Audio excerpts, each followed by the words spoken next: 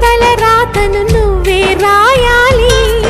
నీ ధైర్యాన్ని దర్శించి దైవాలే తలదించగా, నీ అడుగుల్లో గుడి కట్టి స్వర్గాలే తరలించగా,